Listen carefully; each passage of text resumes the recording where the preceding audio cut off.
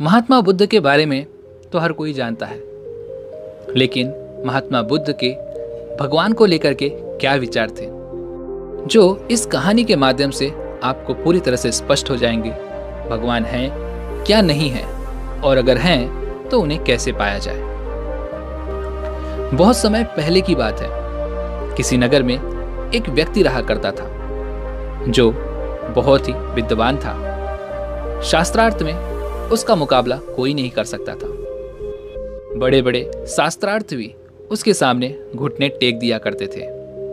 जब कहीं शास्त्रार्थ की बात होती तो वह व्यक्ति वहां पर जरूर जाता और लोगों को अपने ज्ञान से अचंभित करता, जिस वजह से उस व्यक्ति की ख्याति और भी बढ़ जाती।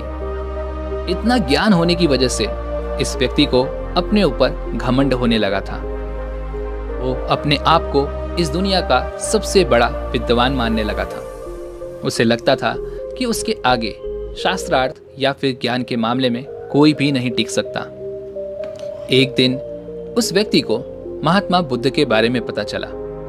उसे पता चला कि महात्मा बुद्ध को ज्ञान की प्राप्ति हुई है और उसे एक और मौका मिल गया, और इस मौके का फायदा उठाकर वो महात्मा बुद्ध के ज्ञान को झूठा साबित करना चाहता था, जिससे उस व्यक्ति की ख्याति और भी बढ़ जाती। लेकिन जब वो महात्मा बुद्ध के पास जा रहा था, तभी उसे पता चला कि महात्मा बुद्ध कभी भी भगवान को लेकर कोई बात ही नहीं करते।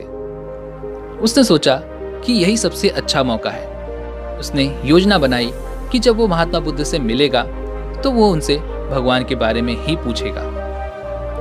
पूरा सफर तय करने के बाद वह महात्मा बुद्ध के पास पहुंचा और महात्मा बुद्ध से कहा, हे बुद्ध, मैं बोरंग का पुत्र हूं और मेरे एक सवाल का जवाब आज तक कोई नहीं दे सका।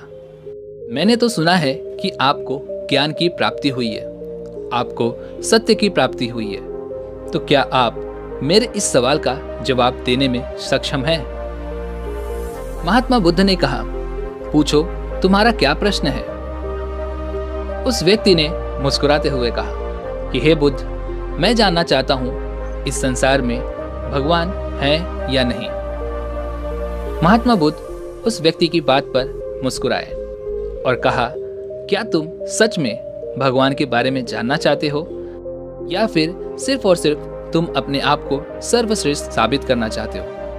महात्मा बुद्ध की इस बात को सुनकर उस व्यक्ति ने कहा कि क्या आप मेरे प्रश्न का उत्तर नहीं देंगे? इस पर महात्मा बुद्ध ने कहा कि मैं तुम्हारे सभी प्रश्नों का जवाब देने के लिए तैयार हूं, लेकिन तुम्हें भी अपना कुछ दांव पे लगाना होगा, क्योंकि ऐसे सवालों के जवाब यूं ही सहजता से नहीं प्राप्त होते। वह व्यक्ति अपने ज्ञान के घमंड में इतना चूर था और अपने ज्ञान के प्रदर्शन के लिए वो कुछ भी करने को तैयार था। उसने महात्मा बुद्ध को वचन दिया कि आप जो भी मुझसे कहेंगे वो मैं करने के लिए तैयार हूं, लेकिन आपको मेरे इस सवाल का जवाब देना होगा। चाहे तो मैं आपको धन, संपदा, संपत्ति, जो कुछ भी आप मांगेंगे वो सब मैं आपको देने के लिए तैयार हूं, पर आपको मेरे इस सवाल का जवाब देना ही होगा। महात्मा बुद्ध मुस्कुराए और कहा कि ये सब लेकर के मैं क्या करूंगा? अगर मुझे इन्हीं सब का लोभ होता तो मैं अपने राजपाट को कभी नहीं छोड़ता। यह बात सुनकर वह व्यक्ति बोला, तो फिर आपको क्या चाहिए, आप मुझसे बताइए। इस पर महात्मा बुद्ध ने कहा कि तुम्हें मेरे पास रहकर 2 सालों तक मौन धारण करना होगा, और उसके बाद तुम्हारे जो भी सवाल होंगे उसका जवाब देने के लिए मैं तैयार हूं। वह व्यक्ति सोच में पड़ गया कि महात्मा बुद्ध ने मुझसे ये क्या मांग लिया। इसका मतलब हुआ कि 2 वर्षों तक मैं अपने ज्ञान का कहीं भी और कभी भी कोई प्रदर्शन नहीं कर पाऊंगा। इससे तो अच्छा था कि मेरा राजपाट ही मांग लेते। लेकिन यह व्यक्ति एक क्षत्रिय था, और क्षत्रिय वादे के पक्के होते हैं, और यह कह चुका था कि महात्मा बुद्ध, आप जो भी मांगेंगे वो मैं देने के लिए तैयार हूं। इसलिए अब यह व्यक्ति पीछे नहीं हट सकता था। उसने बड़े ही कठोर शब्दों में कहा कि ठीक है, मैं तैयार हूं। इस पर महात्मा बुद्ध ने कहा ये अच्छी बात है। आज तुम आराम कर लो और कल से मौन धारण शुरू कर देना। वह व्यक्ति बहुत ही बेचैन हो गया था। उसे रात भर नींद भी नहीं आई। वह अपने मन में ही सोच रहा था कि मैंने ये क्या कर लिया। अच्छा खासा मैं जगह जगह जाकर अपने ज्ञान का प्रदर्शन किया करता था। ये मैं कहाँ आकर फंस गया। मैंने अपने ही पैरों पर कुल्हाड़ी मार ली। और अगले दिन सुबह सुबह उसने मौन धारण शुरू किया। जैसे तैसे उसने एक दिन बिता लिया। जैसे तैसे उसने अगला दिन बिताया और इसी तरह से धीरे धीरे करते हुए पूरे 4 महीने बीत चुके थे। जब भी वो महात्मा बुद्ध और उनके शिष्यों को देखता, उनके शिष्य जब महात्मा बुद्ध से सवाल करते तो उनका जवाब देने के लिए वो बेचैन हो उठता और उसके सब्र का बांध टूटा जा रहा था। इन 4 महीनों में उसके अंदर कई बदलाव आए थे। वो क्रोध से भर गया था, हमेशा गुस्से में लाल। वह हमेशा निराश और हताश रहने लगा था। पर जैसा कि उसने महात्मा बुद्ध को वचन दिया था, जिस कारण वो कुछ बोल नहीं पाता था। और एक दिन गुस्से में आकर उस व्यक्ति ने एक बड़ा सा पत्थर उठाया और महात्मा बुद्ध के ठीक बगल में लाकर उस पत्थर को पटक दिया और फिर वहां से चला गया। महात्मा बुद्ध उसकी बेचैनी को समझ चुके थे। वो उस व्यक्ति के पीछे गए और उस व्यक्ति को एक कुएं के पास ले गए और वहां उस व्यक्ति से कहा कि ठीक है, मैं तुम्हें कुछ देर के लिए मौन तोड़ने की इजाजत देता हूं। तुम चाहो तो मुझसे कुछ भी पूछ सकते हो। इस पर उस व्यक्ति ने अपना मौन नहीं तोड़ा, बल्कि गर्दन को हिला करके ना में जवाब दिया। महात्मा बुद्ध ने कहा, ठीक है, तुम मेरे सवालों का जवाब गर्दन हिलाकर दे सकते हो। अच्छा बताओ कि क्या उस कुएं में तुम्हें चंद्रमा दिखाई दे रहा है? उस व्यक्ति ने हाँ में गर्दन हिलाई। महात्मा बुद्ध ने कहा, ठीक है, तुम ये पत्थर लो और इस पत्थर को उस कुएं में फेंक दो। उस व्यक्ति ने ठीक वैसा ही किया। उस पत्थर को उठाया और उस कुएं में फेंक दिया। इस पर महात्मा बुद्ध ने कहा, जिस तरह से तुम्हें पहले वो चंद्रमा स्पष्ट दिख रहा था, क्या अभी भी वो चंद्रमा तुम्हें ऐसा ही दिखाई दे रहा है? उस व्यक्ति ने ना में गर्दन हिलाकर जवाब दिया। इस पर महात्मा बुद्ध ने कहा, जिस तरह से शांत पानी में चंद्रमा की जो छवि है वो बिल्कुल स्पष्ट दिखाई दे रही थी, लेकिन जैसे ही तुमने उसके अंदर पत्थर फेंका तो वो चंद्रमा की जो छवि थी वो बिल्कुल भी स्पष्ट नहीं रही।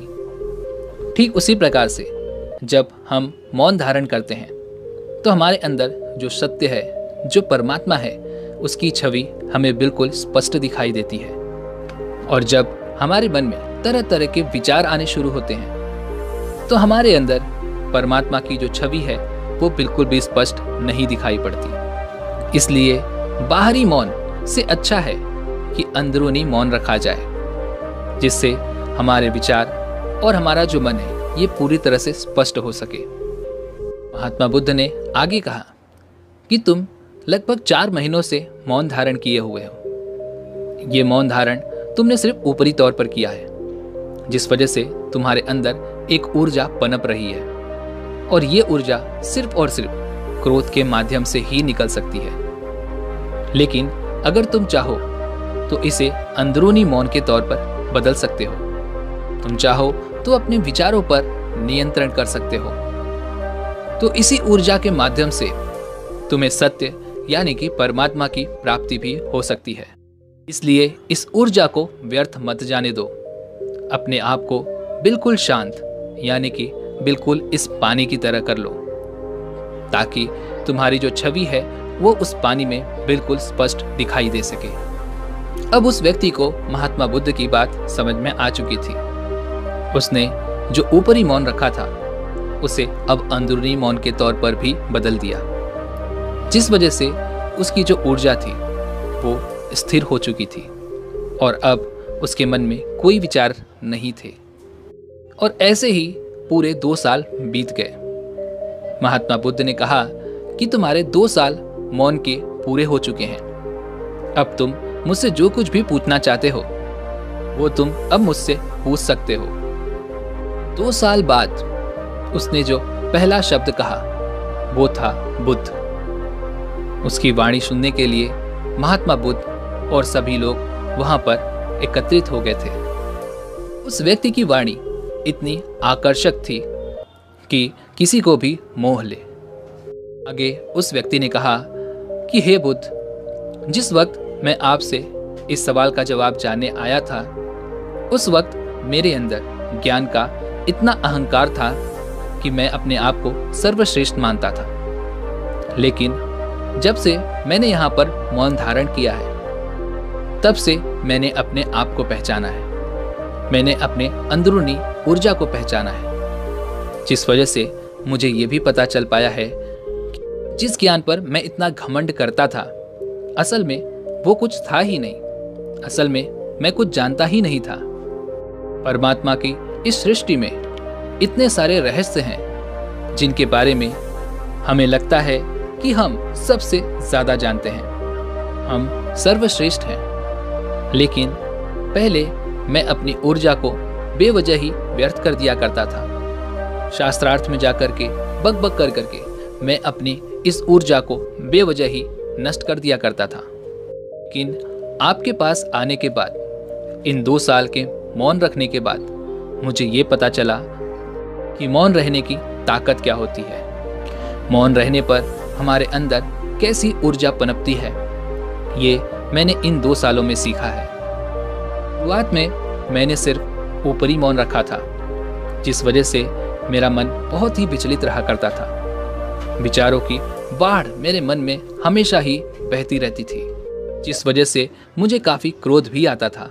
लेकिन अपने दृढ़ संकल्प के कारण मैंने उस मौन को नहीं तोड़ा और मेरा वो क्रोध अपने आप धीरे धीरे यूं ही शांत होता गया। और उसी के बाद मेरे मन में सत्य की, या फिर यूं कहें कि परमात्मा की अनुभूति को मैंने महसूस किया। दोस्तों, इस कहानी का अर्थ उम्मीद है कि आप लोगों को समझ में आ गया होगा।